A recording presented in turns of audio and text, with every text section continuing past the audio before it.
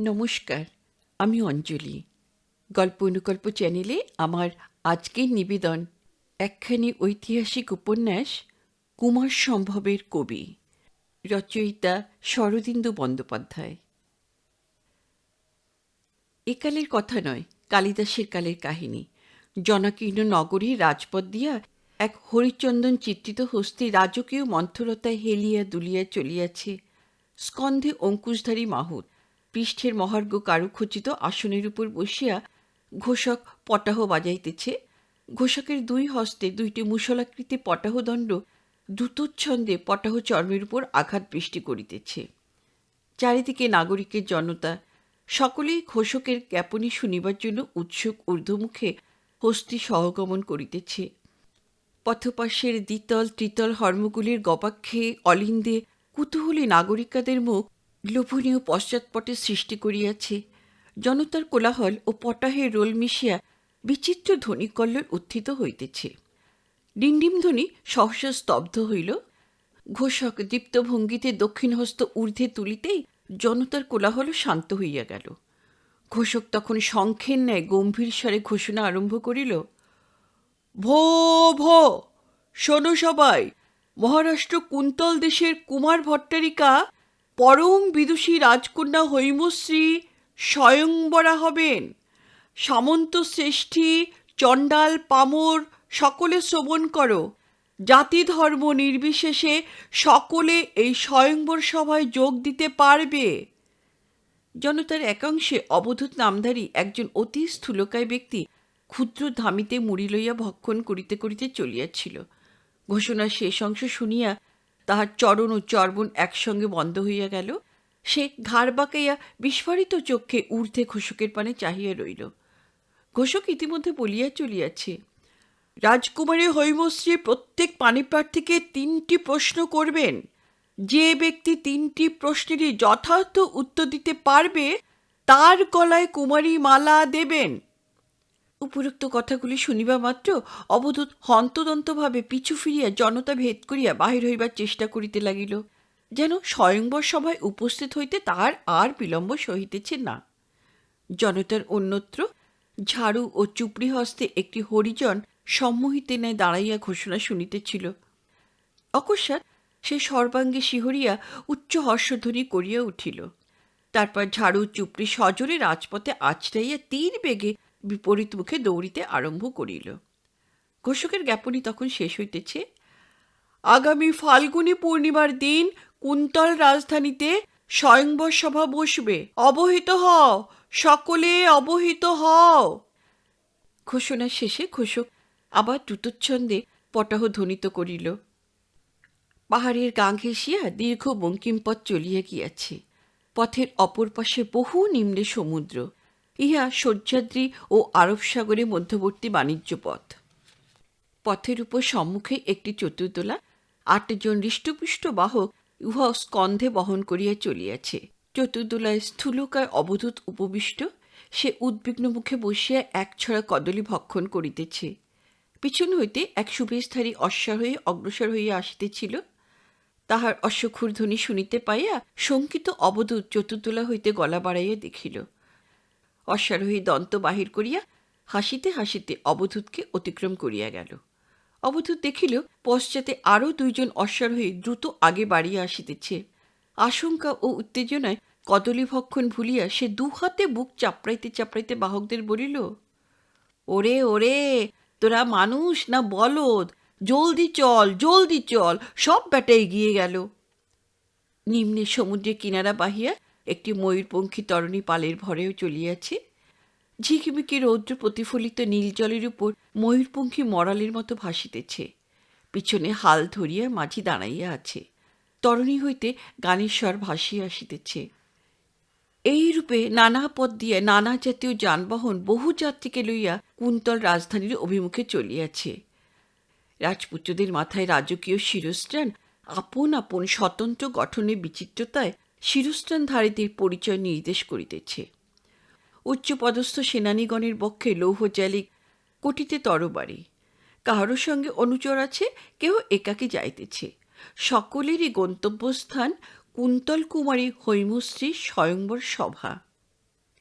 কাননের মধ্যে একটি বড় জলাশয়, জলাশয়ের চারিপাশে কিছু দূর পর্যন্ত উন্মুক্ত ভূমি, তারপর একটি দুটি বড় বড় গাছ, তারপর নিবিড় বনানীর শাখায় শাখায় জড়াজড়ি, নিম্নে ছায়ান্ধকার, উপরে দূর প্রসারী পল্লবপুঞ্জে অঙ্গে দ্বীপ্রহরে খরচ সূর্যকিরণের প্রতিভাস। জলাশয়ের অনতি দূরবর্তী একটি বৃক্ষ হইতে কাঠঠোকরা পাখির আওয়াজের মতো একটি শব্দ আসিতেছে। ঠক ঠক ঠক ঠক শব্দ অনুসরণ করিয়া অগ্রসর হইলে দেখা যায় বৃক্ষের নিম্নতম একটি শাখায় পা ঝুলাইয়া একটি মানুষ বসিয়া আছে, এবং যে শাখায় বসিয়া আছে তাহারই মূলে কুঠারাঘাত করিতেছে। মানুষটি অল্প বয়স্ক, 20 বেশি বয়স হইবে না, অতি সুন্দর গৌরকান্তি যুবা, মুখে শিশুর সরলতা, হাসিটি নববিস্ময় ও কৌতুকে ভরা, যেন এইমাত্র কোন দৈব দুর্বিপাকে এই বিস্ময়কর পৃথিবীতে সে আসিয়া পড়িয়াছে। সাংসারিক জ্ঞান বা অভিজ্ঞতা তাহার বিন্দুমাত্র আছে বলিয়া মনে হয় না। যুবকের ঊর্ধ্বাঙ্গ নগ্ন, কেবল স্কন্ধে উপবিত আছে। সে আপন মনে হাসিতেছে এবং ক্ষুদ্র কুঠারের সাহায্যে বৃক্ষশাখার গোড়া ঘেঁষিয়া কোপ মারিতেছে। কুঠার দণ্ডের প্রান্তে একটি সূত্র সংলগ্ন। যুবক মনের আনন্দে ডাল কাটিতেছে। সহসা অদূরে অন্য এক প্রকার শব্দ তাহার কানে আসিল। সে কুঠার নামাইয়া কৌতূহলভরে বাহিরের দিকে দৃষ্টি প্রেরণ করিল। যে শব্দ যুবককে আকৃষ্ট করিয়াছিল তাহা বনভূমির সস্পস্তরণের উপর মন্দীভূত অশ্বক্ষুরধ্বনি। যুবক দেখিল জলাশয়ের পাশ দিয়া একজন অশ্বারোহী আসিতেছে। আসিতে আসিতে অশ্ব ও অশ্বারোহী উভয়ে সতৃষ্ণভাবে জলাশয়ের পানে ঘাড় বাঁকাইয়া দৃষ্টি নিক্ষেপ করিতেছে, যেন ইচ্ছা থামিয়া জলপান করে। আরও নিকটবর্তী হইলে দেখা গেল অশ্বারোহীর বেশভূষা ঘর্মাক্ত ও ধূলিধূসর হইলেও রাজোচিত, অশ্বও তদনুরূপ। আরোহীর বয়স অনুমান 40 বৎসর, মাংসল দেহ, গোলাকৃতি মাংসল মুখ, মুখে শাসক সম্প্রদায় সুলভ আত্মাভিমান সুপরিস্ফুট। ঘটকটি কতক নিজ ইচ্ছা অনুসারে ক্রমশ মন্দবেগ হইয়া শেষে সরোবরের তীরে থামিয়া গেল। আরোহীও মনে মনে বিচার করিল এখানে নামিয়া অজ্ঞাত জলাশয়ে জলপান করা সমীচীন হইবে কিনা। ওদিকে শাখারূঢ় যুবক পশ্চাৎ হইতে পরম আগ্রহে তাদের নিরীক্ষণ করিতেছিল। তন্ময়তাবশত তাহার কুঠার স্খলিত হইয়া ঝনৎকার শব্দে মাটিতে পড়িল। চমকিয়া অশ্বারোহী ফিরিয়া দেখিল গাছের উপর এক কাঠুরিয়া বসিয়া আছে। সে তখন ঘোড়ার মুখ ফিরাইয়া সেই দিকে অগ্রসর হইল। যুবক ততক্ষণে সূত্রের সাহায্যে ভূপতিত কুঠারটি টানিয়া তুলিয়া লইয়াছে। তাহার কুঠার বোধহয় প্রায় পড়িয়া যায়, তাই উহা বিনা পরিশ্রমে উদ্ধার করিবার এই বালকোচিত কৌশল আবিষ্কার করিয়া যুবক গর্বপূর্ণ আনন্দ উপভোগ করিতেছে। অশ্বারোহী বৃক্ষতলে উপস্থিত হইয়া অশ্ব থামাইলেন। যুবকের কার্যকলাপ নিরুৎসুক চক্ষে নিরীক্ষণ করিয়া প্রশ্ন করিলেন, তুই কে রে? সরল হাস্যে কাঠুরিয়ার মুখ ভরিয়া গেল। সে সহজ অকপটতার সহিত উত্তর দিল, আমি কালিদাস। জঙ্গলের ওই ধারে ছোট্ট গাঁ আছে, ওখানে আমি থাকি। মামা বললেন, বামুনের ঘরের লেখাপড়া তো শিখলি না, যা জঙ্গলে কাঠ কেটে আনগে যা। তাই কাঠ কাটছি। অশ্বারোহীর মুখভাব দেখিয়া মনে হইল তিনি কালিদাসকে নিরেট নির্বোধ বলিয়া সাব্যস্ত করিয়াছেন। তিনি কপালে ঘাম মুছিতে মুছিতে প্রশ্ন করিলেন, কুন্তল রাজধানী এখান থেকে কতদূর জানিস? কালিদাস বলিলেন, জানি গো জানি, হেঁটে গেলে 1 দিনের পথ। অশ্বারোহী যেন কতকটা নিশ্চিন্ত হইলেন। অশ্ব হইতে নামিবার উপক্রম করিয়া নিজ মনেই বলিলেন, তাহলে ঘোড়ার পিঠে দুদণ্ডে যাওয়া যাবে। কালিদাস বৃক্ষশাখায় বসিয়া সকৌতুকে আরোহীর অবরোহণ ক্রিয়া দেখিতে দেখিতে জিজ্ঞাসা করিলেন, তুমি কে? অশ্বারোহী ভূপৃষ্ঠে নামিয়া তাচ্ছিল্য ভরে একবার কালিদাসের পানে চোখ তুলিলেন, বলিলেন, আমি সৌরাষ্ট্রের যুবরাজ মকরবর্মা। কালিদাসের ভাগ্যে রাজপুত্র দর্শন এই প্রথম। উত্তেজনায় তাহার দেহ রোমাঞ্চিত হইয়া উঠিল। কিছুক্ষণ বিস্ফারিত নেত্রে চাহিয়া থাকিয়া তিনি সংহত স্বরে বলিলেন, রাজপুত্তর? রাজপুত্তর? কিন্তু তোমার মন্ত্রীপুত্তর, কোটালপুত্তর, সৈন্য সামন্ত এরা সব কই রাজপুত্তর? যুবরাজ ঈষৎ হাস্য করিলেন, আমার দলবল সব পাকা রাস্তা দিয়ে যাচ্ছে, দেরি হয়ে যাচ্ছিল। তাই আমি জঙ্গলের রাস্তা ধরেছি। কালিদাস উৎসুক স্বরে প্রশ্ন করিলেন, তুমি বুঝি স্বয়ংবর সভায় যাচ্ছ? যুবরাজ ঘাড় নাড়িলেন। ইতিমধ্যে ঘোড়াটিকে তিনি কালিদাসের ঠিক নিচে গাছের একটি উপশাখায় বাঁধিয়া ফেলিয়াছেন এবং মস্তক হইতে ধাতুময় শিরস্ত্রাণটি মোচন করিয়া গাছের আরেকটি গোঁজের মতো ডালে ঝুলাইয়া রাখিয়াছেন। এখন ঘর্মাক্ত কুর্তাটি খুলিতে খুলিতে তিনি তাহার অভিপ্রায় ব্যক্ত করিলেন, নাইতে হবে, ঘামে ধুলোয় কাপড় চোপড় সব নষ্ট হয়ে গেছে। এই, তোদের ওই পুকুরটায় জল কেমন রে? ভালো? কালিদাস বলিলেন, হ্যাঁ হ্যাঁ, ভালো, খুব ভালো। কুর্তা মাটিতে ফেলিয়া যুবরাজ নূতন বস্ত্রাদি বাহির করিতে প্রবৃত্ত হইলেন। ঘোড়ার পিঠে কম্বলাসনের নিচে বহুবিধ উৎকৃষ্ট পট্টবস্ত্রাদি পাট করিয়া রাখা ছিল। কম্বল তুলিয়া সেগুলি একে একে বাহির করিয়া যুবরাজ মকরবর্মা ঘোড়ার পিঠের উপরেই সাজাইয়া রাখিতে লাগিলেন। উদ্দেশ্য, স্নান সারিয়া সেগুলি পরিধানপূর্বক বরবেশে স্বয়ংবর সভায় যাত্রা করিবেন। তিনি আত্মগতভাবে বলিলেন, স্বয়ংবর সভায় যেতে হবে, যা তা পড়ে গেলে তো চলবে না। আজকালকার মেয়েদের আবার পোশাকের উপর নজর বেশি। আমার প্রথম রানীকে যখন বিয়ে করেছিলাম তখন এত হাঙ্গামা ছিল না। কালিদাস সহস্র চক্ষু হইয়া এই সব বস্ত্র বৈভব দেখিতেছিলেন। প্রশ্ন করিলেন, তোমার বুঝি অনেক রানী? মকরবামা বলিলেন, না না, বেশি আর কই, মাত্র 7টি। সোনালি জরির জুতোজোড়া গাছের তলায় খুলিয়া রাখিতে রাখিতে তিনি বলিলেন, হ্যাঁ দেখ, কি নাম তোর? কালিদাস? আচ্ছা শোন কালিদাস, আমি পুকুরে নাইতে চললাম, তুই এগুলোর উপর নজর রাখিস, যেন জঙ্গলি কেউ এসে নিয়ে না পালায়, বুঝলি? কালিদাস ঘাড় কাত করিয়া সম্মতি জানাইলেন। যুবরাজ আর বিলম্ব না করিয়া সরোবরের দিকে চলিলেন, কিন্তু কিছু দূর গিয়া তাহার গতিরোধ হইল। তিনি ইতস্তত করিয়া ফিরিয়া তাকাইলেন। জুতাজোড়া মাটিতে পড়িয়া রহিল, যদি শৃগালে লইয়া পলায়ন করে। তিনি ফিরিয়া আসিয়া জুতোজোড়া শিরস্ত্রাণের সঙ্গে গাছে ঝুলাইয়া রাখিলেন। গাছের উপর কালিদাস মুগ্ধ তন্ময়তার সহিত বিচিত্র সুন্দর আভরণগুলি নিরীক্ষণ করিতেছিলেন। যুবরাজে প্রস্থান করিবার পর তাহার চোখ দুটি দূরে যুবরাজের দিকে সঞ্চারিত হইল, আবার বস্ত্রগুলির দিকে ফিরিয়া আসিল, আবার যুবরাজের দিকে প্রেরিত হইল। তারপর তিনি সন্তর্পণে হাত বাড়াইয়া শিরস্ত্রাণটি তুলিয়া লইলেন। মহানন্দে কিছুক্ষণ তাহা ঘুরাইয়া ফিরাইয়া দেখিবার পর তিনি সেটি নিজ মস্তকে পরিধান করিলেন। বাহ, একটুও বড় হয় নাই, যেন তাহারই মাথার মাপে প্রস্তুত হইয়াছিল। শানিত কুঠার ফলকে নিজ প্রতিবিম্ব দেখিয়া তাহার সর্বাঙ্গে উল্লসিত শিহরণ খেলিয়া গেল। অতঃপর জুতো জোড়াও তাহার শ্রীচরণেশু হইল। আরে, একটু আট হইয়াছে বটে, কিন্তু বেমানান হয় নাই। ওদিকে যুবরাজ তখন এক কোমর জলে দাঁড়াইয়া পরম আরামে স্নান করিতেছেন, নাক টিপিয়া জলে ডুব দিতেছেন, দুই হস্তে সবেগে অঙ্গ প্রত্যঙ্গ ঘর্ষণ করিতেছেন। কালিদাসের দিকে তাহার নজর নাই। কালিদাস কিন্তু ইতিমধ্যে একটি একটি করিয়া সমস্ত রাজবেশ অঙ্গে ধারণ করিতেছেন। বস্ত্র, উত্তরীয়, আংরাখা শ্রীঅঙ্গে শোভা পাইতে লাগিল। আর যুবরাজ মকরবর্মা ওদিকে আপন মনে স্নান করিয়া চলিয়াছেন। সর্বাঙ্গে রাজাভরণ পড়িয়া কালিদাসের বুকে আনন্দ আর ধরে না। কিন্তু এত সাজসজ্জা করিয়া তো চুপ করিয়া বসিয়া থাকা যায় না, একটি কিছু করা চাই। শাখারূঢ় কালিদাস হঠাৎ কুঠারটি তুলিয়া লইয়া খটাখট ডাল কাটিতে আরম্ভ করিয়া দিলেন। নিম্নে ঘোড়াটি এই আকস্মিক শব্দে চঞ্চল হইয়া উঠিল।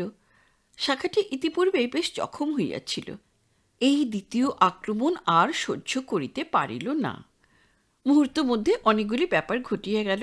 শাখাটি সম্পূর্ণ বিচ্ছিন্ন না হইলেও মর্মর শব্দে নিচে নামিয়া পড়িতে আরম্ভ করিল। কালিদাসের হাত হইতে কুঠার ছিটকাইয়া পড়িল। ঘোড়াটা নিম্নে লাফালাফি শুরু করিয়াছিল। শাখাচ্যুত কালিদাস তাহার পৃষ্ঠের উপর পড়িয়া ভাল্লুকের মতো তাহাকে জড়াইয়া ধরিলেন। ভয়ার্ত ঘোড়া মুখের এক ঝটকায় বন্ধন ছিঁড়িয়া তীর বেগে একদিকে ছুটিতে আরম্ভ করিল। কালিদাস প্রাণপণে তাহা গ্রীবা আঁকড়াইয়া রহিলেন। স্নানরত যুবরাজের কর্ণে শব্দ প্রবেশ করিতেই তিনি উত্তেজিত হইয়া সেই দিকে তাকাইলেন। যাহা দেখিলেন তাহাতে ঘোর উদ্বেগে হাঁচড় পাঁচড় করিয়া তিনি জল হইতে নিষ্ক্রান্ত হইলেন। সিক্ত বস্ত্রে দৌড়াইতে দৌড়াইতে যখন বৃক্ষতলে উপস্থিত হইলেন, তখন অশ্ব কাঠুরিয়াকে পৃষ্ঠে লইয়া বহুদূরে চলিয়া গিয়াছে। বনের মধ্যে কালিদাস অদৃশ্য হইয়া গেলেন। যুবরাজ মকরবর্মা হতভম্ব হইয়া কিয়ৎক্ষণ দাঁড়াইয়া রহিলেন। তাহার সুবর্তুল মুখে ক্রোধ ও হতাশার মিশ্রণে এক অপূর্ব অভিব্যক্তি ব্যঞ্জিত হইয়া উঠিল। তিনি সহসা ব্যাঘ্রের মতো গর্জন ছাড়িয়া দুই হস্ত ঊর্ধ্বে আস্ফালন করিতে করিতে যেন পলাতক অশ্বের পশ্চাৎধাবন করিবার উদ্দেশ্যে দৌড়াইবার উপক্রম করিলেন। কিন্তু তাহাকে এক পদ অগ্রসর হইতে হইল না।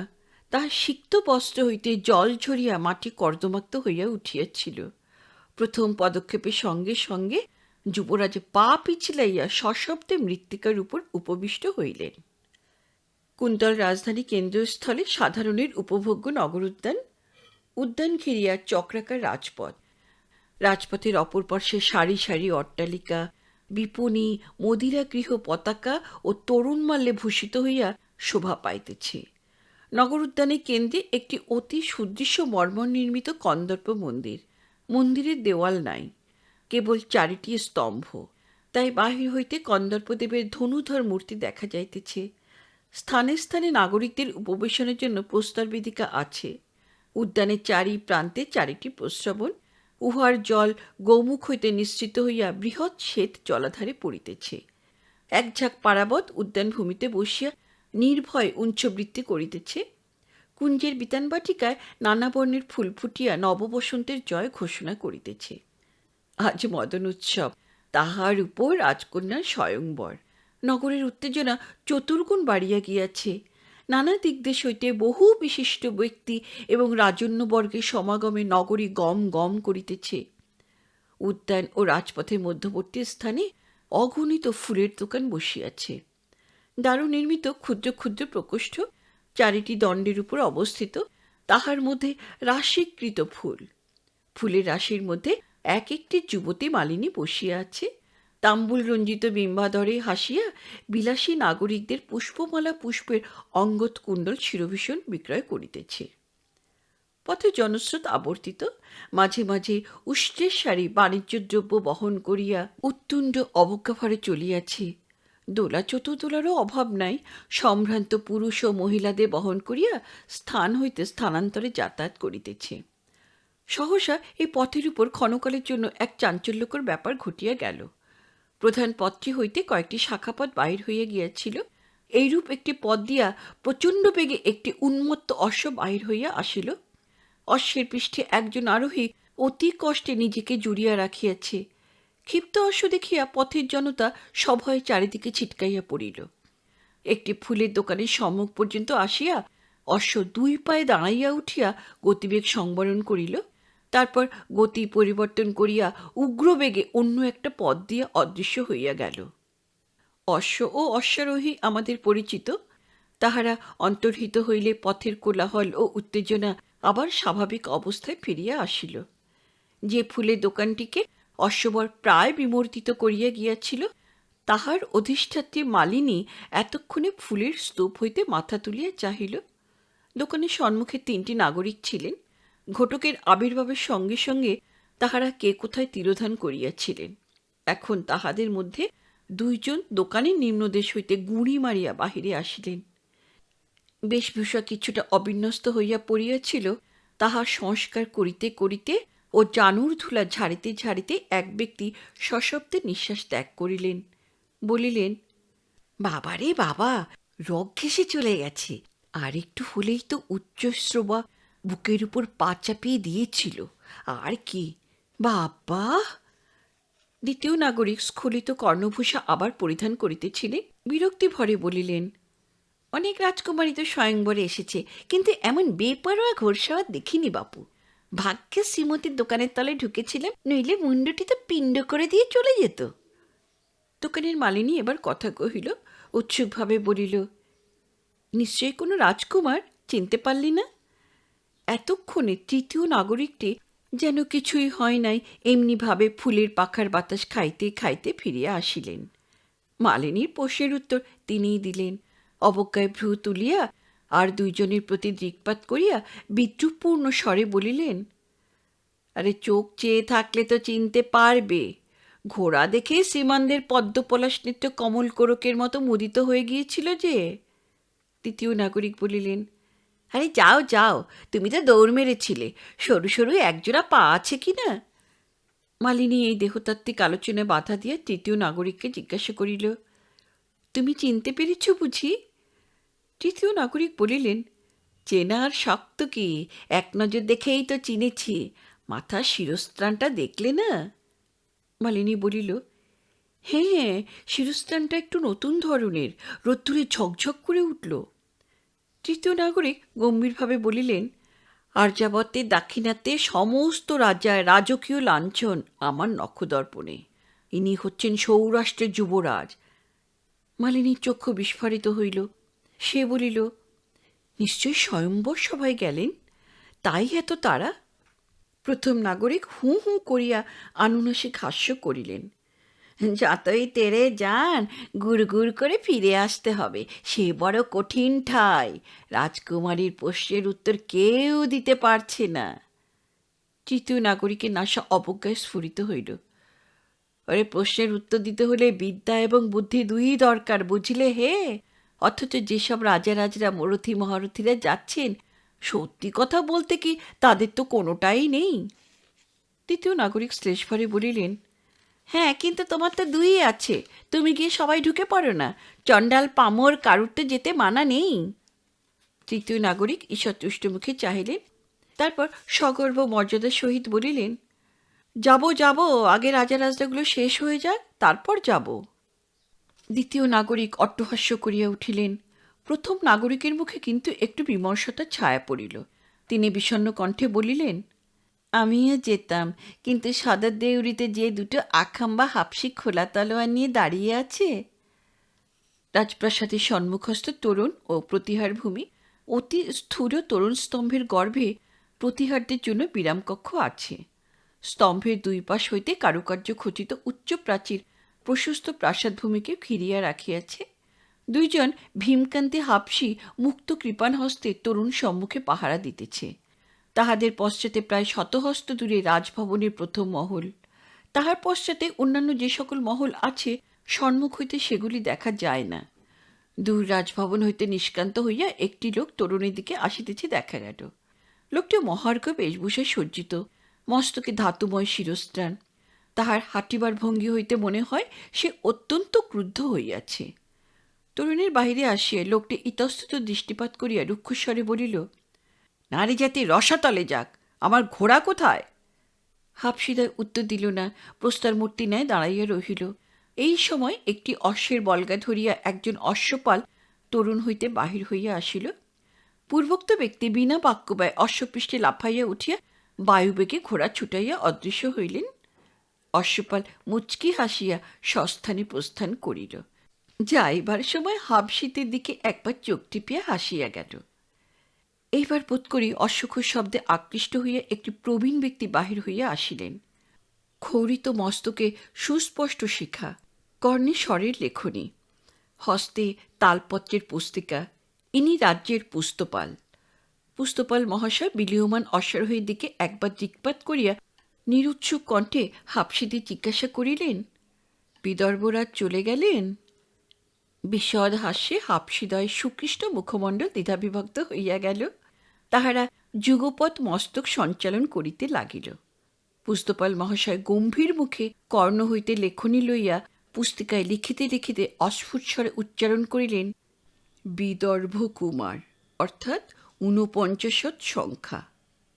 অতঃপর আমরা কুন্তল কুমারী হৈমশ্রীর স্বয়ংবর সভায় প্রবেশ করিতে পারি।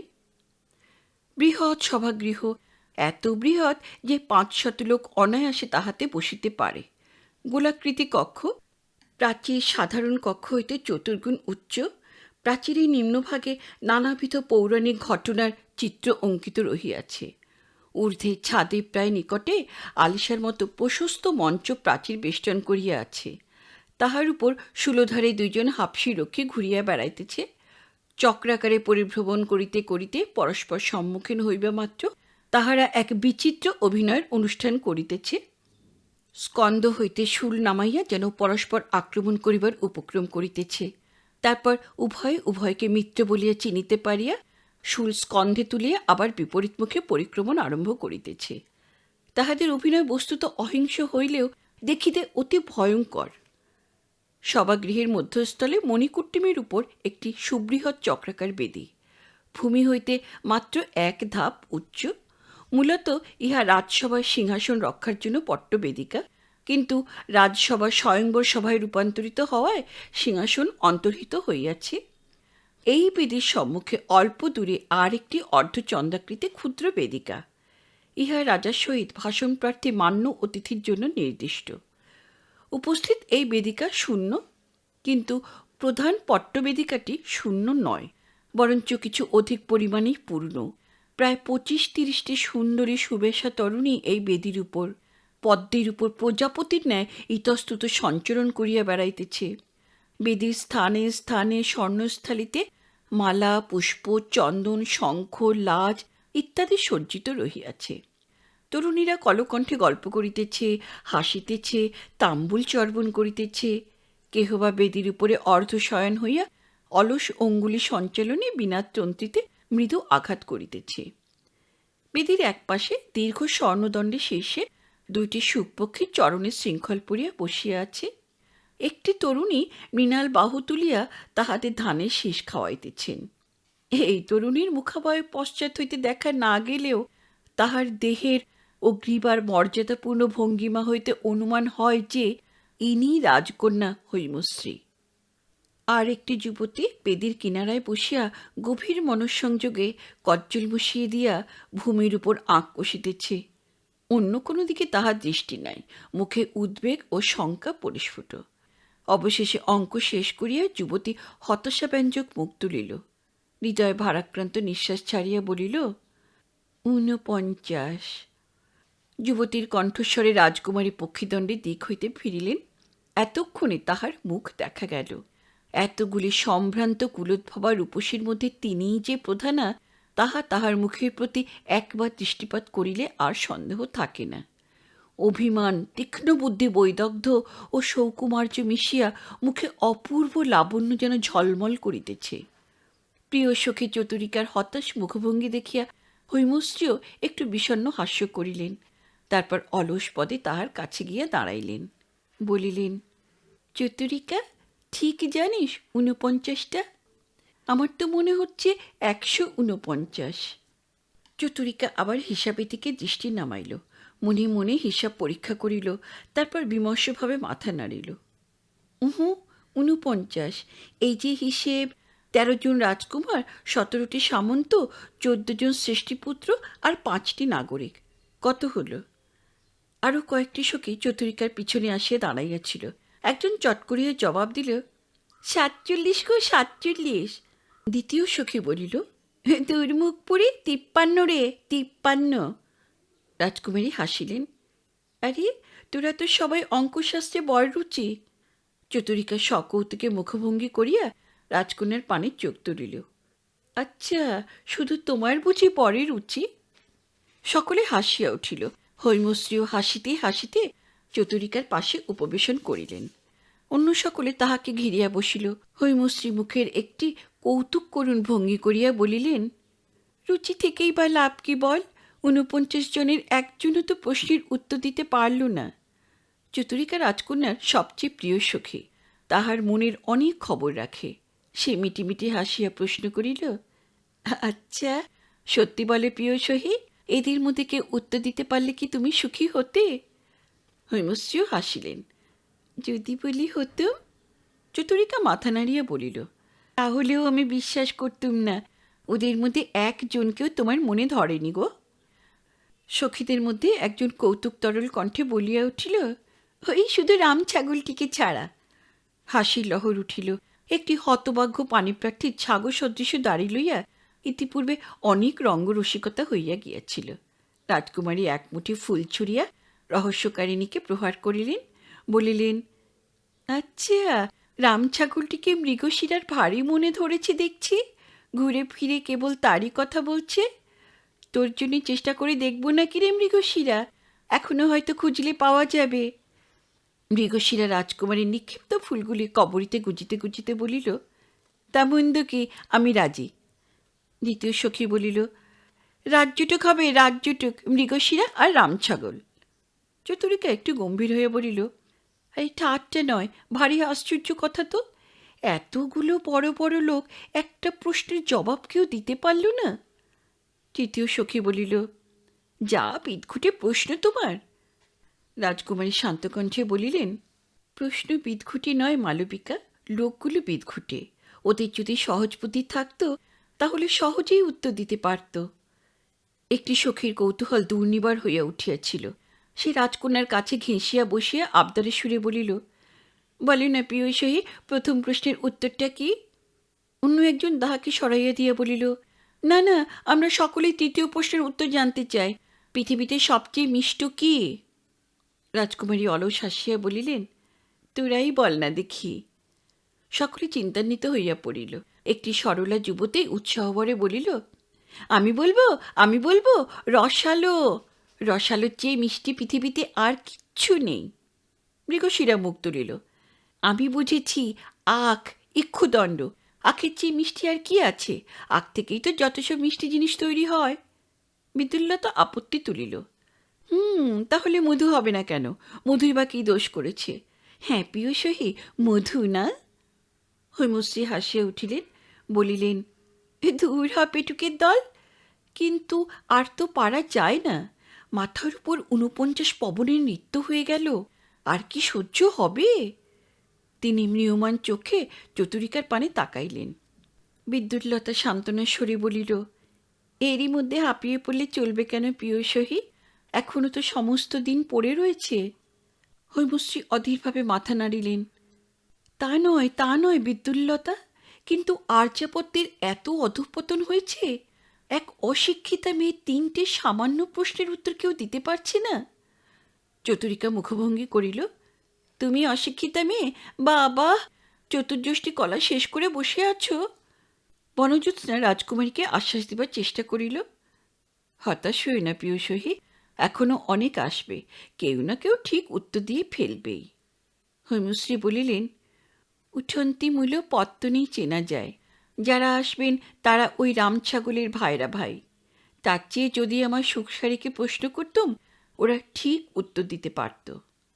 চতুরিকা বলিল, তবে তাই করো না কেন, সব হাঙ্গামা চুকে যাক। ঘরের মেয়ে ঘরেই থাকবে, শ্বশুরবাড়ি যেতে হবে না। তাহলে মহারাজকে গিয়ে তাই বলি, কি বলো? রাজকুমারী বিমনাভাবে মৃদু হাসিলেন। বাহিরে তরুণীর প্রতিহার ভূমিতে কৃপানধারী হাফসিদয় পূর্ববৎ দাঁড়াইয়াছিল। অনেকক্ষণ কেহ আসি নাই। সহসা সম্মুখে চাইয়া হাফসিরা আরও সতর্ক হইয়া দাঁড়াইল। যাহাকে দেখিয়া হাফসিরা সতর্ক হইয়াছিল সে আর কেহ নয়, আমাদের অশ্বারূঢ় কালিদাস। নগরের বহু স্থান ঘুরিয়া উন্মত্ত ঘটক অবশেষে রাজপ্রাসাদের দিকে উল্কার বেগে ছুটিয়া আসিতেছে। কালিদাস ঘোড়ার কেশর ধরিয়া কোনো মতে টিকিয়া আছেন। ঝড়ের মতো ঘোড়া হাফসিদয়ের সম্মুখে আসিয়া পড়িল। হাফসিরাও প্রস্তুত ছিল। ডালকুত্তার মতো লাফ দিয়া দুই দিক হইতে ঘোড়ার বলকা চাপিয়া ধরিল। হাফসিদের কালো দেহে অসুরের শক্তি ঘোড়ার অধিক আস্ফালন করিতে পারিল না, শান্ত হইয়া দাঁড়াইল। কালিদাস অমনি পিছলাইয়া ঘোড়ার ঘর্মাক্ত পৃষ্ঠ হইতে নামিয়া পড়িলেন। দীর্ঘকাল একটা উদ্দাম অসংযত ঘোড়ার পিঠে মরি বাঁচিভাবে আঁকড়াইয়া থাকিবার পর কালিদাসের মানসিক ক্রিয়াকলাপ প্রায় লুপ্ত হইয়া গিয়াছিল। তিনি কেবল ফ্যাল ফ্যাল করিয়া তাকাইতে লাগিলেন। অশ্বপাল আসিয়া অশ্বটিকে লইয়া গেল। পুস্তপাল মহাশয় ব্যস্ত সমস্তভাবে প্রকোষ্ঠ হইতে বাহির হইয়া আসিলেন। কালিদাসকে দেখিয়া সসম্ভ্রমে অভ্যর্থনা করিলেন, আসুন আসুন কুমার, আসুন। কালিদাস থতমত খাইয়া বলিলেন, আমি আমি পুস্তপাল বলিলেন, পরিচয় দিতে হবে না সৌরাষ্ট্রকুমার, আপনার শিরস্ত্রাণ কে না চেনে। আসতে আজ্ঞা হোক। এইদিকে এইদিকে, মহামন্ত্রী প্রতীক্ষা করছেন। পুস্তপাল আমন্ত্রণী ভঙ্গিতে দুই হস্ত ভিতরের দিকে প্রসারিত করিলেন। হতবুদ্ধি অবস্থায় কালিদাস পুস্তপালের সঙ্গে রাজতরুর মধ্যে প্রবেশ করিলেন। রাজপুরীর প্রথম ভবনে মহামন্ত্রী যুক্ত করে কালিদাসকে সংবর্ধনা করিলেন। সেই নৌকায় তীক্ষ্ণচক্ষু বৃদ্ধ মহা আড়ম্বরে সম্ভাষণ আরম্ভ করিলেন। স্বাগতম শুভাগতম। অষ্টোত্তর শ্রীযুক্ত পরম ভট্টারক, পরম ভাগবত সৌরাষ্ট্র কুমারের জয় হোক। আসুন মহাভাগ, আসুন, আপনার পদদ্বন্দ্ব স্পর্শে। কালিদাস সম্মোহিতভাবে শুনিতে শুনিতে এতক্ষণে কেবল পদ শব্দটি বুঝিতে পারিলেন, কিন্তু পদদ্বন্দ্ব কি বস্তু তিনি ত্রস্তভাবে নিজের পায়ের দিকে চক্ষু নামাইলেন। পদদ্বন্দ্ব? মহামন্ত্রী স্মুত মুখে বলিলেন, পদযুগল। কালিদাস তথাপি বিভ্রান্ত, বলিলেন, পদযুগল? মহামন্ত্রী সপ্রশংস মুখে একটু হাস্য করিলেন। কুমার দেখছি পরিহাস প্রিয়। পদদ্বন্দ্ব অর্থাৎ পদযুগল অর্থাৎ দুটি পা। কালিদাসের মুখের মেঘ কাটিয়া গেল। ও, দ্বন্দ্ব মানে দুটি, তাই পদদ্বন্দ্ব বললেন। মহামন্ত্রী আসিয়া কালিদাসের বাহু ধরিলেন। রসিক ও কৌতুকী রাজপুত্র এ জগতে বড়ই বিরল। বৃদ্ধ স্মিত হাস্যে বলিলেন, বৃদ্ধের সঙ্গে পরিহাস করবেন না কুমার, রসালাপের যোগ্যতর স্থান কাছেই আছে। আসুন, আপনাকে রাজকন্যার কাছে নিয়ে যাই। স্বয়ংবর সভায় বহুক্ষণ কোনো পাণিপ্রার্থীর শুভাগমন হয় নাই। এই অবকাশে সখীদের মধ্যে রঙ্গরস জমিয়া উঠিয়াছিল। রাজকুমারী একটি সখীর পৃষ্ঠে পৃষ্ঠভার অর্পণ করিয়া অলস ভঙ্গিতে বসিয়াছিলেন। বিদ্যুল্লতা দুইটি ময়ূরপুচ্ছ হাতে লইয়া রাজকুমারীকে ঘিরিয়া ঘিরিয়া নৃত্য করিতেছে এবং অনুচ্চ জনান্তিক স্বরে গান গাহিতেছে। তাহার গানের কথাগুলিতে যে মৃদু রতিরস আছে, হৈমশ্রী তাহা উপভোগ করিতেছেন। সখীরা কেহ মুখ টিপিয়া হাসিতেছে, কেহ বা ব্যক্তভাবে কুন্দদন্ত বিকশিত করিয়া আছে। একটি সখীর অঙ্গুলির মৃদু আঘাতে ভূমিশয়ন বীণার তন্ত্রী হইতে মুগ্ধ মূর্ছনা গুঞ্জিত হইয়া উঠিতেছে। সহসা বাধা পড়িল। কয়েকটি সখী দূরে মহামন্ত্রীকে আসিতে দেখিয়া বিদ্যুল্লতার দিকে উৎকণ্ঠ হইয়া সমস্বরে চিৎকার করিয়া উঠিল, ইস! বিদ্যুল্লতা ঘাড় ফিরাইয়া একবার দ্বারের দিকে ত্রস্ত দৃষ্টিপাত করিয়া থপ করিয়া বসিয়া পড়িল। হৈমশ্রী ঈষৎচকিতভাবে দ্বারের পানে আয়ত চক্ষু ফিরাইলেন। প্রধান দ্বারপথে মহামন্ত্রী কালিদাসকে সঙ্গে লইয়া অগ্রসর হইয়া আসিতেছেন। কালিদাসের চোখে মুখে অকুণ্ঠ বিস্ময়, মাঝে মাঝে কোনো একটি সুন্দর কারুকার্য দেখিয়া তাহার মন্থর গতি রুদ্ধ হইয়া যাইতেছে।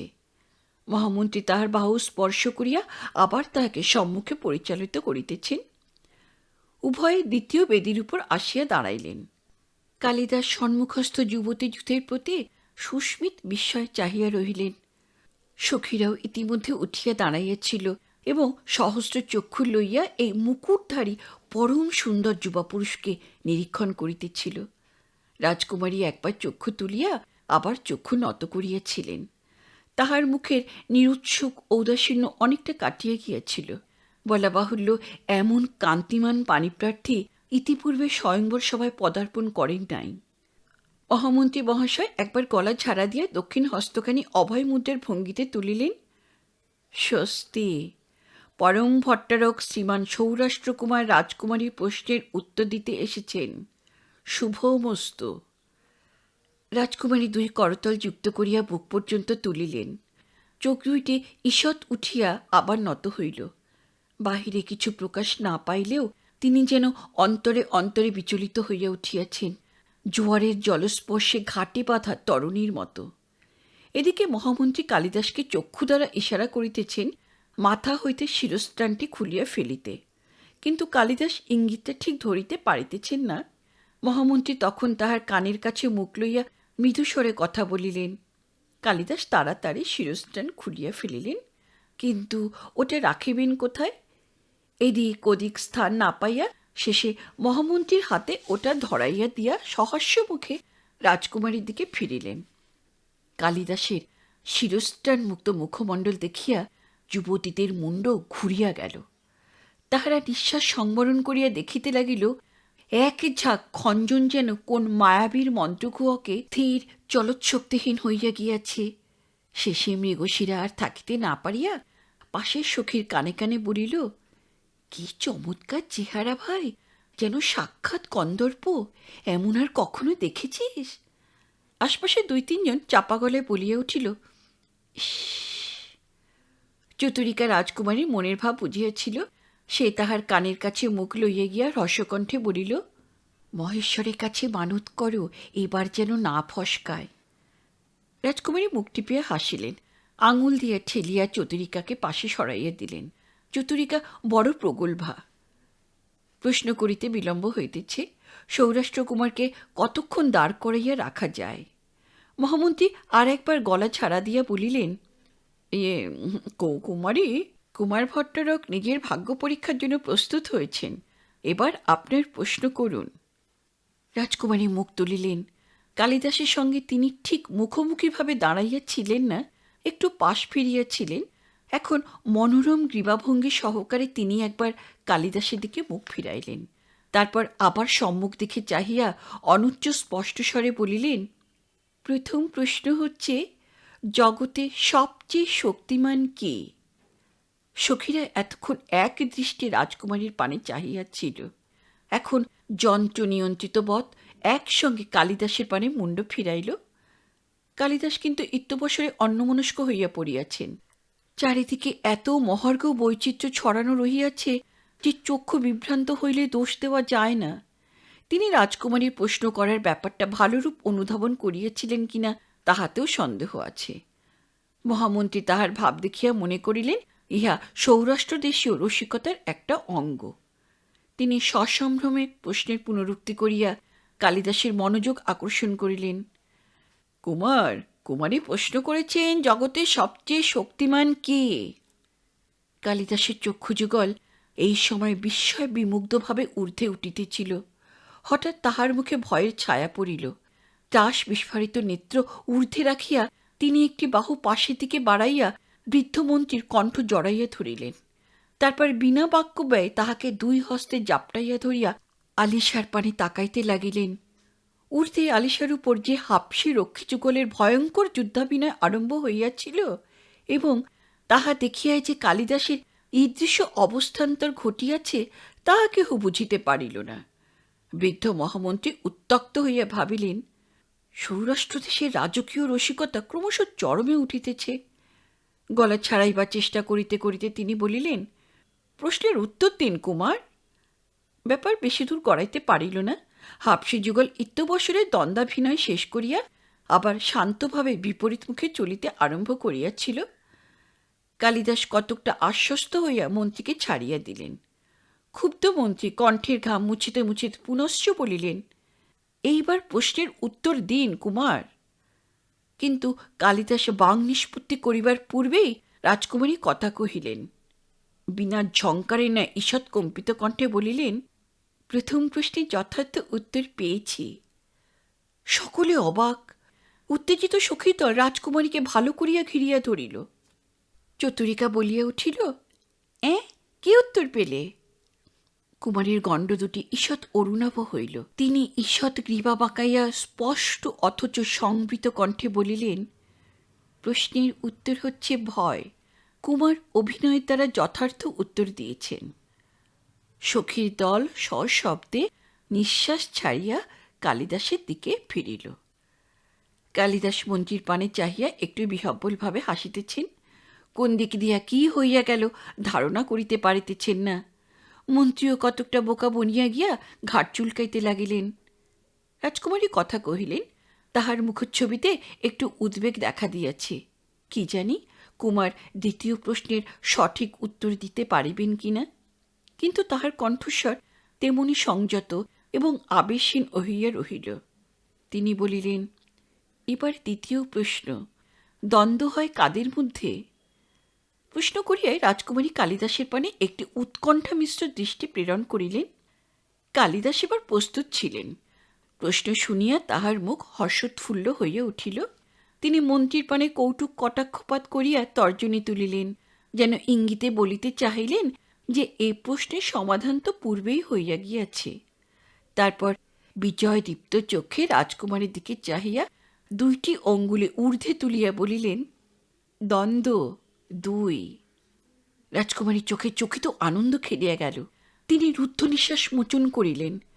চতুরিকা উত্তেজনা বিকৃত কণ্ঠে জিজ্ঞাসা করিল, কি হল, ঠিক হয়েছে? রাজকুমারী ক্ষণেক নীরব থাকিয়া বোধ করি নিজের উদ্গত হৃদয়বৃত্তির সংবরণ করিয়া লইলেন।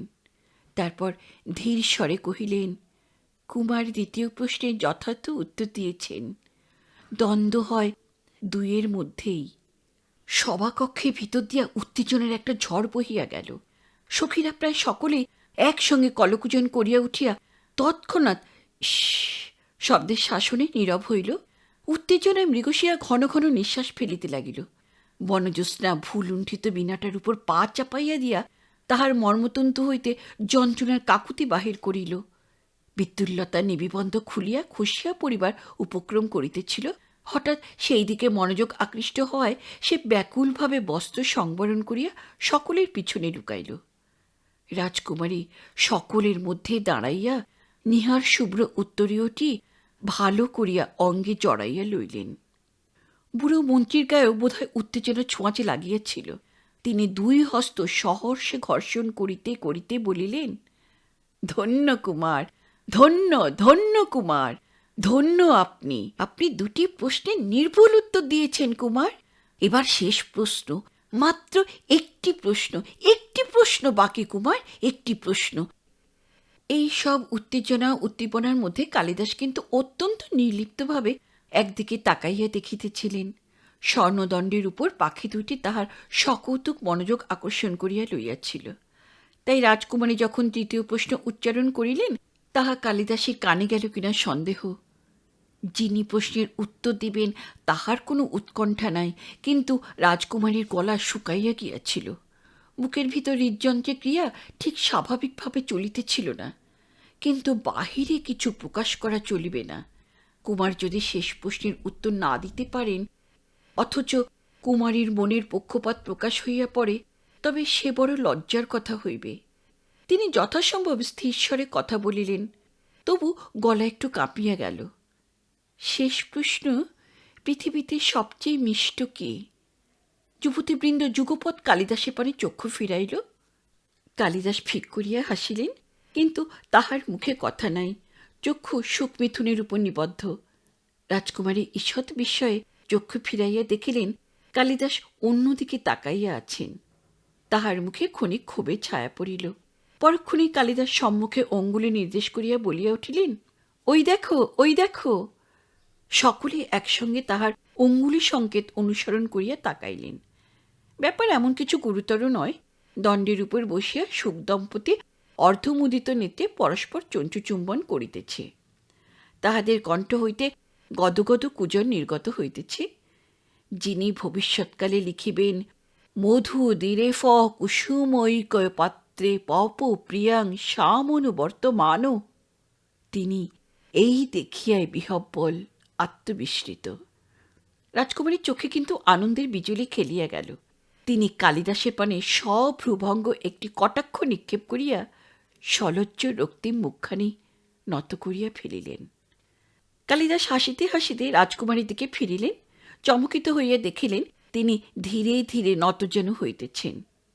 যুক্ত করে শির অবনমিত করিয়া কুমারী অর্ধস্ফুট স্বরে বলিলেন, আর্যপুত্র শেষ প্রশ্নে যথার্থ উত্তর দিয়েছেন। পৃথিবীতে সবচেয়ে মিষ্ট প্রণয়। ক্ষণকালের বিস্ময় বিমূঢ়তা কাটিয়া যেন শতচ্ছিন্ন হইয়া গেল। সখীরা আর সম্ভ্রম শালীনতা শাসন মানিল না। চিৎকার হুড়াহুড়ি অঞ্চল উত্তরীয়ের উৎক্ষেপে তাহাদের প্রমত্ত উল্লাস একেবারে বাহ্যজ্ঞান শূন্য হইয়া পড়িল। রাজকুমারী উঠিয়া দাঁড়াইতে 4-5 জন ছুটিয়া গিয়া তাহাকে একসঙ্গে জড়াইয়া ধরিল। কয়েকজন মুঠি মুঠি লাজ লইয়া সকলের মাথার উপর বৃষ্টি করিতে লাগিল। একজন ঘন ঘন শঙ্খ বাজাইয়া তুমুল শব্দতরঙ্গের সৃষ্টি করিল। যাহারা অবশিষ্ট রহিল তাহাদের মধ্যে কেহ কেহ পরস্পরের হাত ধরিয়া ঘুরিয়া ঘুরিয়া নাচিতে লাগিল। অন্য কয়জন পরস্পর আঁচল টানিয়া কবরী খুলিয়া দিয়া কপট কলহে হৃদয়াবেগ লাঘব করিতে প্রবৃত্ত হইল। মহামন্ত্রী কালিদাসের 2 হাত চাপিয়া ধরিয়া গদগদ কণ্ঠে বলিলেন, ধন্য কুমার, ধন্য, ধন্য আপনার কুটবুদ্ধি, ধন্য, ধন্য আপনি। আমি মহারাজকে সুসংবাদ দিতে চললাম। বলিয়া তিনি দ্রুতপদে সভা হইতে নিষ্ক্রান্ত হইয়া গেলেন। বিশ্বস্ত কুন্তলা চতুরিকা বেদির কিনারায় ঊর্ধ্বমুখী হইয়া দাঁড়াইয়া 2 হাত নাড়িয়া উপরিস্থিত হাবসি রক্ষীকে ইশারা করিতেছিল। মুখের কাছে সম্পুটিত করপল্লব যুক্ত করিয়া জানাইতেছিল, শিঙা বাজাও, বিষাণ বাজাও, নগরীতে সংবাদ দাও, রাজকন্যা প্রতিবরণ করিয়াছেন। দেখিতে দেখিতে নগরময় রাষ্ট্র হইয়া গেল। রাজকন্যা প্রতিবরণ করিয়াছেন। নগর উদ্যানে আনন্দ বিহব্বল নাগরিকেরা ছুটিয়া আসিয়া সমবেত হইল। নৃত্যগীত আরম্ভ হইয়া গেল, যেন সকলে গৃহেই আজ পরম উৎসব। নগরোদ্যান বেষ্টনকারী পথের উপর দিয়া এক সুসজ্জিত হস্তে চলিয়াছে। চারিদিকে বিপুল জনতা। হস্তে পৃষ্ঠে আসীন ঘোষক চিৎকার করিয়া দুই বাহু আস্ফালন করিয়া বোধ করি রাজকুমারী স্বয়ংবর সংক্রান্ত কোনো রাজকীয় বার্তা ঘোষণা করিতেছে, কিন্তু জনতার কলকোলাহলে কিছুই শোনা যাইতেছে না। ঘোষকের পশ্চাতে বসিয়া দ্বিতীয় এক পুরুষ মুঠি মুঠি স্বর্ণমুদ্রা চারিদিকে ছড়াইতেছে। নিম্নে সোনা কুড়াইবার হুড়াহুড়ি, মারামারি। ক্রমে রাত্রি হইল। রাজপুরীর পূজা মন্দিরে অগ্নি সাক্ষী করিয়া কুমারী হৈমশ্রীর সহিত কালিদাসের বিবাহ সম্পন্ন হইল। রাত্রি গভীর হইতেছে। আকাশে পূর্ণচন্দ্র, দীপান্বিতা নগরী।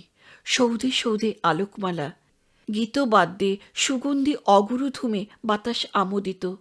সর্বাঙ্গে দীপালঙ্কার পরিয়া রাজপুরী সুখী পরিবৃতা প্রধানা নায়িকার ন্যায় শোভা পাইতেছে। রাত্রি যত বাড়িতেছে, উৎসাহ উত্তেজনা ততই মন্থর রসঘন হইয়া আসিতেছে। নায়ক নায়িকার নিভৃত মিলনের আর বিলম্ব নাই। নগরীর এক মদিরা গৃহের সম্মুখে একদল মশালহস্ত উৎসবকারী সৌরাষ্ট্রের প্রকৃত যুবরাজকে ঘিরিয়া ধরিয়াছিল এবং প্রমত্ত রঙ্গ কৌতুকের অঙ্কুশে বিধিয়া তাহাকে প্রায় পাগল করিয়া তুলিয়াছিল। মকরবর্মা দীর্ঘ বনপথ পদব্রজে অতিক্রম করিয়া সবেমাত্র নগরে আসিয়া পৌঁছিয়াছেন। অঙ্গের বসন ছিন্ন, কর্দমাক্ত, জঠরে জ্বলন্ত ক্ষুধা। তাহার মানসিক অবস্থা সহজেই অনুমেয়। সর্বাপেক্ষা পরিতাপের বিষয় এই যে কেহই তাহাকে সৌরাষ্ট্রের যুবরাজ মকরবর্মা বলিয়া বিশ্বাস করিতেছে না। মকরবর্মা উত্তপ্ত কণ্ঠে বলিলেন, আমি বলছি, আমি সৌরাষ্ট্রের যুবরাজ। এক ব্যক্তি মুখে চটকার শব্দ করিয়া বলিল, আহা হা হা, তা তো অনেকক্ষণ থেকেই বলছো বাবা, আমরাও তো শুনে আসছি, কিন্তু তার প্রমাণ কই বাছাধন? মকরবর্মা অধিকতর ক্রুদ্ধ হইয়া উঠিতে লাগিলেন। উদ্ধত স্বরে কহিলেন, প্রমাণ? প্রমাণ আবার কি? দেখতে পাচ্ছ না আমি যুবরাজ? বলিয়া তিনি বুক ফুলাইয়া গর্বিত ভঙ্গিতে দাঁড়াইলেন। সকলে হাসিয়া উঠিল। হাসি থামিলে একজন সান্ত্বনার স্বরে বলিল, আচ্ছা আচ্ছা, তুমি সৌরাষ্ট্রের যুবরাজ, কিন্তু যার সঙ্গে রাজকুমারী বিয়ে হলো সে তবে কে? যুবরাজ মকরবর্মা এবার একেবারে খেপিয়া গেলেন। ফেনাহিত মুখে চিৎকার করিলেন, সে সে একটা কাঠুরে, চোর, প্রবঞ্চক, বাটপার। আমার কাপড়, জামা, জুতো, ঘোড়া সব চুরি করে নিয়ে পালিয়েছে। আবার উচ্চহাসে তাহার কথা চাপে পড়িয়া গেল। রাজকুমার নিষ্ফল ক্রোধে দন্ত কিরিমিরি করিতে লাগিলেন।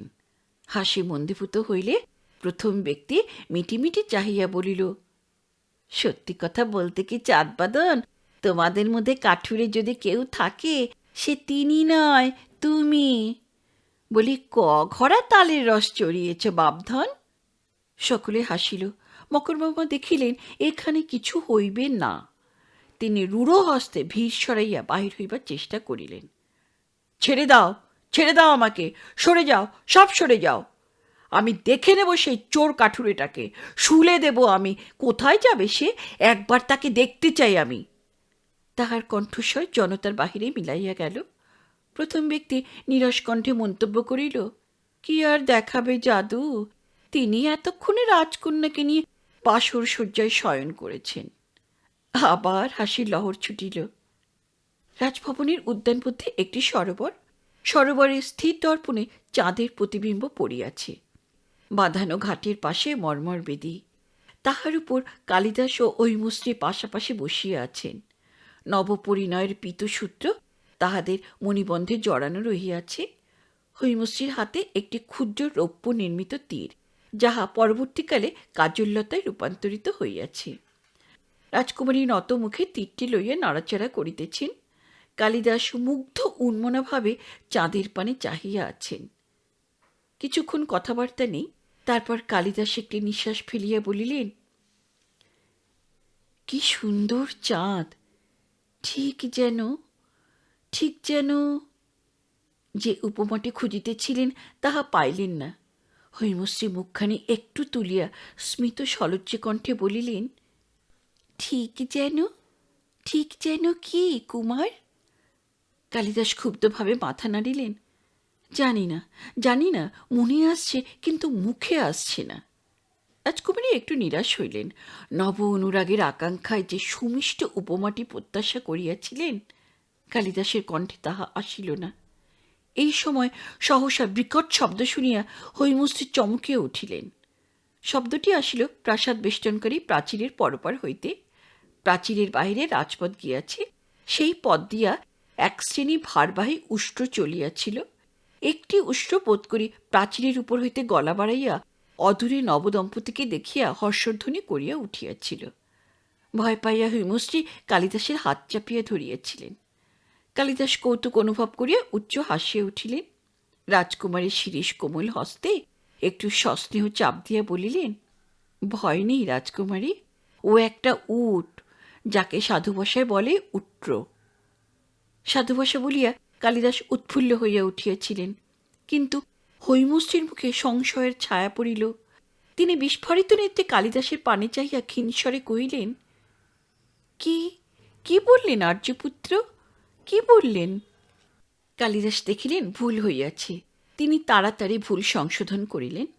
না না, উট্র নয়, উট্র নয়, উষ্ট। হৈমশ্রীর মুখ শুকাইয়া গেল। শঙ্কিত সন্দেহে কালিদাসের পানে চাহিয়া থাকিয়া তিনি আপনার অবশে ধীরে ধীরে উঠিয়া দাঁড়াইলেন। অস্ফুট স্বরে বলিলেন, উট্র, উষ্ট। তারপর চকিতে তাহার মুখের মেঘ কাটিয়া গেল।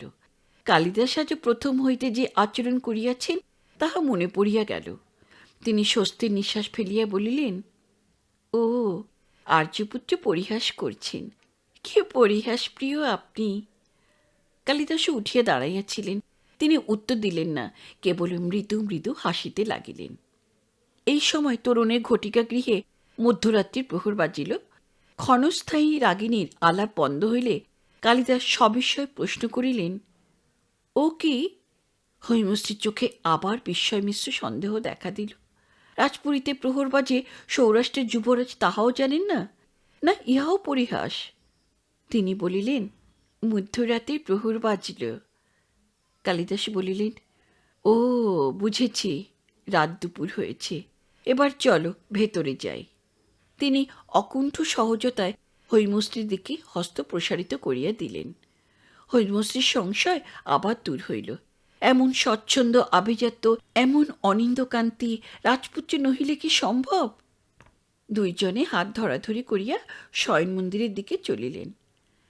ঠিক এই সময় প্রাসাদের এক বহিঃকক্ষে সম্পূর্ণ ভিন্ন প্রকারের অভিনয় চলিতেছিল। বকরি পাপগ্রহের ন্যায় সৌরাষ্ট্রের মকরবর্মা তির্যক গতিতে কুন্তল রাজের সম্মুখীন হইয়াছিলেন। দীপোৎসব তখনও শেষ হয় নাই। সেই দীপাবলির আলোকে কক্ষের মধ্যস্থলে চারিটি ব্যক্তি দাঁড়াইয়াছিলেন। সৌরাষ্ট্রের মকরবর্মা, কুন্তলে বৃদ্ধ মহামন্ত্রী, পুস্তপাল মহাশয় এবং স্বয়ং কুন্তলরাজ। সৌরাষ্ট্র কুমারের বেশবাস পূর্ববৎ। তিনি সংহত ক্রোধে ঘন ঘন নিঃশ্বাস ত্যাগ করিতেছেন। মহামন্ত্রীর মনের ভাব বুঝিবার উপায় নাই।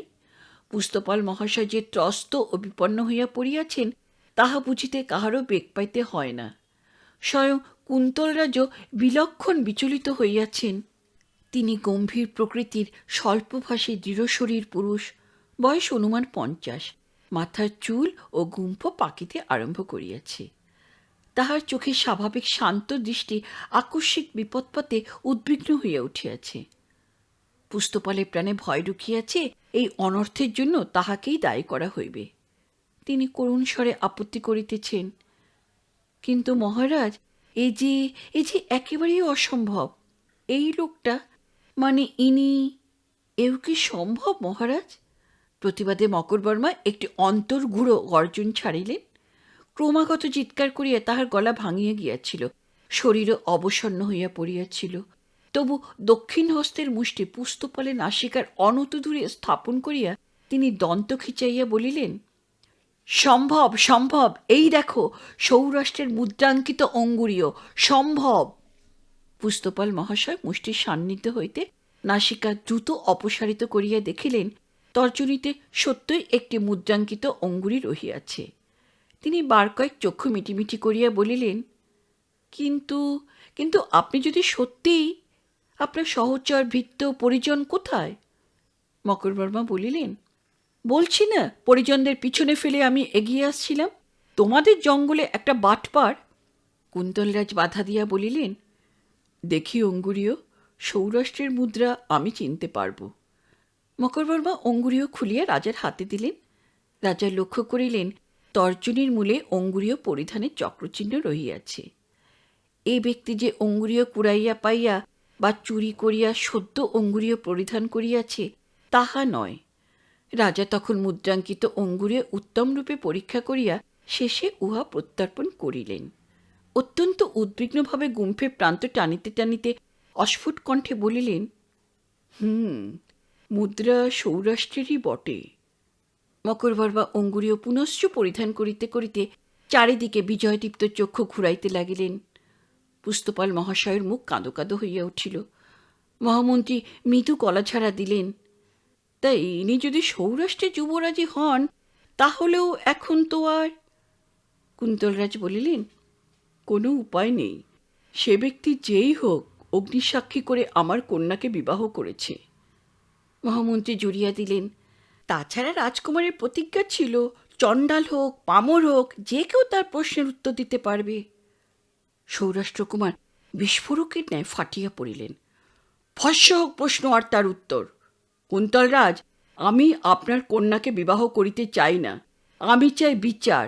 যে চোর আমার অশ্ব আর বস্ত্রাদি চুরি করেছে সে আপনার জামাতাই হোক। আর মহামন্ত্রী মোলায়েম সুরে অনুরোধ করিলেন, ধীরে কুমার ধীরে, সংযম হারাবেন না। মকরবর্মা আরও চড়া সুরে বলিলেন, আমি বিচার চাই, কুন্তলরাজের সীমানার মধ্যে এই চুরি হয়েছে, তস্করকে শুলে দেওয়া হোক। আর তা যদি না হয় সৌরাষ্ট্র দেশ নির্বীর্য নয় এ কথা স্মরণে রাখবেন মহারাজ। কুন্তলরাজ এই স্পর্ধিত উক্তি গলাধঃকরণ করিলেন। ক্রোধে তাহার মুখ রক্তবর্ণ হইলেও এই ব্যক্তি যে সত্যই রাজপুত্র সে প্রত্যয় দৃঢ় হইল। তিনি কণ্ঠ সংযত করিয়া বলিলেন, এ বিষয়ে পরিপূর্ণ অনুসন্ধান না করে কিছুই হতে পারে না। আপনার অভিযোগ যদি সত্য হয়। রাজা মহামন্ত্রীর পানে ফিরিলেন। চতুর মহামন্ত্রী রাজার প্রতি একটি গোপন কটাক্ষপাত করিয়া পরম আপ্যায়নের ভঙ্গিতে মকরবর্মার দিকে ফিরিলেন। নিশ্চয় নিশ্চয়, সে কথা বলাই বাহুল্য, কিন্তু শ্রীমান, আপনি আজ রাত্রিটা রাজপ্রাসাদে বিশ্রাম করুন, রাত্রির মধ্যযাম অতীত হয়েছে। মহামন্ত্রী পুস্তপালের পেটে গোপনে কনুইয়ের এক গুঁতা মারিলেন। পুস্তপাল অমনি বলিয়া উঠিলেন, হ্যাঁ হ্যাঁ কুমার ভট্টারক, আর কালক্ষয় করবেন না, সারাদিন অভুক্ত আছেন, পরিশ্রমও কম হয়নি। আসুন আসুন কুমার, এই দিকে আসুন, এই যে বিশ্রান্তি গৃহ। ক্লান্ত খুদ পিপাসাতুর যুবরাজের পক্ষে প্রলোভন প্রবল হইলেও তিনি সহজে নরম হইবার পাত্র নন। তিনি বলিলেন, আমি বিচার চাই, ন্যায়দণ্ড চাই, নইলে। মহামন্ত্রী তাড়াতাড়ি বলিলেন, অবশ্য অবশ্য, সে তো আছেই, উপস্থিত আপনার বস্ত্রাদি ত্যাগ করা প্রয়োজন কুমার ভট্টারক। পুস্তপাল সাগ্রহে বলিলেন, ওদিকে ময়ূর মাংস, পিণ্ডক্ষীর, মাহিষী দধি, মাধবী দ্রাক্ষারস সমস্তই প্রস্তুত রয়েছে। আসুন আসুন, আর কাল বিলম্ব করবেন না। মহামন্ত্রী বলিলেন, হ্যাঁ চলুন চলুন, অশুভস্য কালহরণম। সৌরাষ্ট্রকুমার তথাপি বলিলেন, কিন্তু যদি প্রতিবিধান না পায়। তিনি আর লোভ প্রতিরোধ করিতে পারিলেন না। মহামন্ত্রী ও পুস্তপালের সাদর আহ্বানের অনুবর্তী হইয়া বিশ্রান্তি গৃহের অভিমুখে চলিলেন। কুন্তলরাজ একাকী দাঁড়াইয়া উদ্বিগ্ন মুখে গুম্ফের প্রান্ত টানিতে লাগিলেন। ইত্যবসরে কালিদাস ও হৈমশ্রী শয়নকক্ষে উপনীত হইয়াছেন। সখী কিঙ্করীরাও বিদায় লইয়াছে। আড়ি পাতিয়া বরবধূকে বিরক্ত করিবার বিধি যদিচ সেকালেও ছিল, কিন্তু আজিকার দিনব্যাপী মাতামাতির পর সকলেই ক্লান্ত হইয়া পড়িয়াছিল। তাছাড়া আজ বসন্ত উৎসবের রাত্রে নিজস্ব মিলন উৎকণ্ঠাও কম ছিল না। নির্জন সুবৃহৎ শয়নকক্ষটি ফুলে ফুলে আচ্ছন্ন। যুথি ও মল্লী মিলিয়া পালঙ্কে শুভ্র আস্তরণ রচনা করিয়াছে। পালঙ্কের চারি কোণে দীপদণ্ডের মাথায় সুরভি বর্তিকা জ্বলিতেছে। প্রাচীর গাত্রে হরপার্বতী, রামজানকী প্রভৃতি আদর্শ দম্পতির মিথুন চিত্র। প্রাচীরের একটি অংশ বস্ত্র দ্বারা আবৃত। বস্ত্রের উপর রাজহংসের চিত্র অঙ্কিত রহিয়াছে। হংসের চঞ্চুতে সোনাল পদ্মকোরক। রাজকুমারী কালিদাসকে লইয়া যবনিকার সম্মুখে দাঁড়াইলেন। কালিদাসের দিকে মৃদু হাসিয়া যবনিকা সরাইয়া দিলেন।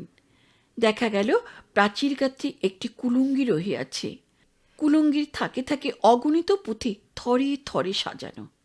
কালিদাসের চক্ষু মুগ্ধ আনন্দে ভরিয়া উঠিল। পুঁথির প্রতি এই গ্রামীণ যুবকের অহেতুক আকর্ষণ ছিল। তিনি একবার রাজকুমারীর দিকে, একবার পুঁথিগুলোর দিকে হর্ষোৎফুল্ল দৃষ্টিপাত করিতে লাগিলেন। তারপর সন্তর্পণে একখানি পুঁথি হস্তে তুলিয়া পরম স্নেহ ও শ্রদ্ধাভরে নিরীক্ষণ করিতে লাগিলেন। পুঁথির মলপট্টে লিখন কালিদাস পড়িতে পারিলেন কিনা তিনিই জানেন। মলপট্টের উপর বিশদ অক্ষরে লেখা ছিল মৃচ্ছকটিকম। কালিদাস গদগদ কণ্ঠে বলিলেন, কত পুঁথি, তুমি সব পড়েছ? হৈমশ্রী গ্রীবা ঈষৎ হেলাইয়া সায় দিলেন। কালিদাসের মুখ একটু ম্লান হইল। তিনি হাতের পুঁথিটির প্রতি বিষণ্ণভাবে চাহিয়া সেটি আবার যথাস্থানে রাখিয়া দিলেন। নিঃশ্বাস ফেলিয়া বলিলেন, আমি একটিও পড়িনি। যদি পড়তে পারতাম, আজকের চাঁদ কিসের মতো সুন্দর নিশ্চয় করে বলতে পারতাম। আবার কুমারী হৈমশ্রীর মুখ শুকাইল। তিনি স্খলিত স্বরে বলিলেন, কিন্তু না না, পরিহাস করবেন না আর্যপুত্র, আপনি সৌরাষ্ট্রের যুবরাজ। কালিদাসের মুখে কৌতুকের হাসি ফুটিল। কিন্তু আমি তো রাজপুত্র নই। হৈমশ্রীর মাথায় আকাশ ভাঙিয়া পড়িল। রাজপুত্র নয়? তবে কে আপনি? কালিদাস বলিলেন, আমি কালিদাস, বনের মধ্যে কাঠ কাটছিলাম এমন সময়। হৈমশ্রী বুদ্ধিভ্রষ্টের মতো বলিলেন, কাঠ কাটছিলেন? কাঠুরে? তুমি তবে সত্যি বর্ণপরিচয়হীন মূর্খ। সরলভাবে কালিদাস ঘাড় নাড়িলেন। হ্যাঁ গো হ্যাঁ, আমি লেখাপড়া জানি না। যখনই কোনো সুন্দর জিনিস দেখি ইচ্ছে করে তার ব্যাখ্যান করি, কিন্তু পারি না। রাজকন্যা আর শুনিলেন না। ঊর্ধ্বে মুখ তুলিয়া দুই চক্ষু সজোরে মুদিত করিয়া যেন একটা ভয়াবহ দুঃস্বপ্নকে মনশ্চক্ষু সম্মুখ হইতে দূর করিবার চেষ্টা করিলেন।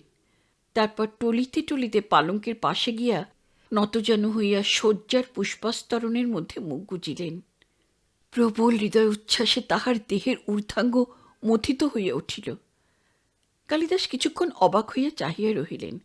তারপর সসংকোচ পদক্ষেপে রাজকন্যার পাশে গিয়া দাঁড়াইলেন। রাজকন্যা জানিতে পারিলেন কালিদাস পাশে আসিয়া দাঁড়াইয়াছেন। তিনি মুখ তুলিয়া তীব্রস্বরে প্রশ্ন করিলেন, রাজপুত্র সেজে তুমি এখানে কি করে এলে তাহলে? হৈমশ্রীর স্ফুরিতাধর মুখ দেখিয়া কালিদাস শঙ্কা ভুলিয়া গেলেন। ক্রোধেও মুখখানি কি সুন্দর! ঠিক যেন তিনি ক্রোধ দেখিতে পাইলেন না, সৌন্দর্যই দেখিলেন। পুস্তপালের দিকে ভ্রু তুলিয়া যুগপৎ প্রশ্ন করিলেন। পুস্তপালও অঙ্গভঙ্গি দ্বারা নিঃশব্দে বুঝাইয়া দিলেন যে যুবরাজ নিদ্রিত। তিনজনে একত্র হইলে মৃদুস্বরে কথাবার্তা আরম্ভ হইল। কুন্তলরাজ বলিলেন, আজ রাত্রির মতো নিশ্চিন্ত, কিন্তু তারপর? মহামন্ত্রী ভ্রুবদ্ধ ললাটে বলিলেন, উভয় সংকট মহারাজ, এক রাজজামাতাকে শুলে দিতে হয়, নচেত। কুন্তলরাজে নিঃশ্বাস ফেলিয়া বলিলেন, নচেত সৌরাষ্ট্রের সঙ্গে যুদ্ধ। তিনজন পরস্পর চাহিয়া ঘাড় নাড়িলেন। মহামন্ত্রী বলিলেন, যদি যুদ্ধ হয়, সৌরাষ্ট্রের সঙ্গে শক্তি পরীক্ষায় আমাদের কোনো আশা নেই মহারাজ। রাজা বলিলেন, অর্থাৎ রাজ্য ছাড়খাড় হবে। তিনজনে কিছুক্ষণ স্তব্ধ রহিলেন। সহসা ঘরের ভিতর হইতে যুবরাজ মকরবর্মার কণ্ঠস্বর আসিল। তিনি নিদ্রাবশে বিকৃত কণ্ঠে বলিতেছেন, প্রতিশোধ, শুল, যুদ্ধ। পুস্তপাল গলা বাড়াইয়া দেখিলেন যুবরাজ ঘুমন্ত পাশ ফিরিতেছেন। পুস্তপাল কিঙ্করীকে জোরে পাখা চালাইবার ইশারা করিলেন। যুবরাজ গলার মধ্যে বাকি কথাগুলো অস্পষ্ট রহিয়া গেল। চোরের দণ্ড, শুল দণ্ড। কুন্তলরাজ এতক্ষণে লৌহ বলে নিজেকে সংযত রাখিয়াছিলেন। এইবার তিনি ভাঙিয়া পড়িবার উপক্রম করিলেন। উদ্গত বাষ্পোচ্ছ্বাস কণ্ঠে রোধ করিয়া পড়িলেন, আমার কন্যা। তাহার দুই চক্ষু সহসা জলে ভরিয়া উঠিল। মহামন্ত্রী ও পুস্তপাল অন্যদিকে চক্ষু ফিরাইয়া লইলেন। মহামন্ত্রীর মুখ দুরূহ দ্রুত চিন্তায় ভ্রুকুটি কুটিল হইয়া উঠিল। একটা কিছু উপায় বাহির করিতেই হইবে, করিতেই হইবে। সহসা তিনি রাজার দিকে ফিরিলেন। তাহার চোখের দৃষ্টি দেখিয়া রাজা ও পুস্তপাল সাগ্রহে আরও কাছাকাছি হইয়া দাঁড়াইলেন। মহামন্ত্রী বলিলেন, রাজ্জামাতা প্রাণ রক্ষার একটা উপায় আছে। তিনি সচকিতে বিশ্রান্তি গৃহের দিকে তাকাইলেন। গলা আরও খাটো করিয়া বলিলেন, আজ রাত্রেই তাকে চুপি চুপি রাজ্য থেকে। বাক্য অসমাপ্ত রাখিয়া তিনি এমনভাবে বাম হস্ত সঞ্চালন করিলেন, যাহা হইতে বোঝা যায় যে তিনি রাজ্জামাতাকে বহুদূরে প্রেরণ করিতে চান।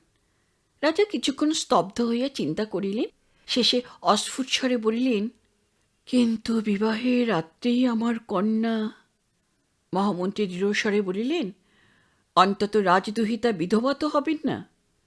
উভয়ে কিছুক্ষণ পূর্ণদৃষ্টিতে পরস্পর চাহিয়া রহিলেন। তারপর রাজা ধীরে ধীরে ঘাড় নাড়িলেন। ওদিকে শয়নমন্দিরে কালিদাস গল্প বলা শেষ করিতেছেন।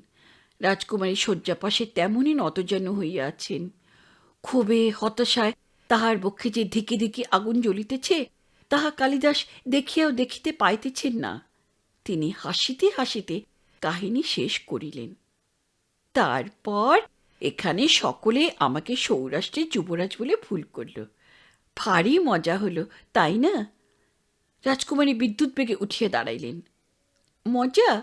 হাও অদৃষ্ট! আমার ললাটে বিধি এই লিখেছিলেন, একটা কাঠুরের সঙ্গে? তাতেও ক্ষতি ছিল না। কিন্তু তুমি, তুমি মূর্খ, মূর্খ তুমি। পৃথিবীতে যা আমি সবচেয়ে ঘৃণা করি, তুমি তাই একটি মূর্খ। রাজকুমারী আবার শয্যায় মুখ লুকাইলেন। হাস্যরত বালকের গণ্ডে অকস্মাৎ চপেটাঘাত করিলে তাহার মুখভাব যেরূপ হয়, কালিদাসেরও সেরূপ হইল। কোথায় কিভাবে তিনি কোন অপরাধ করিয়াছেন কিছুই ধারণা করিতে পারিলেন না। রাজকন্যার স্কন্ধ ও অংশ ফুলিয়া ফুলিয়া উঠিতেছে।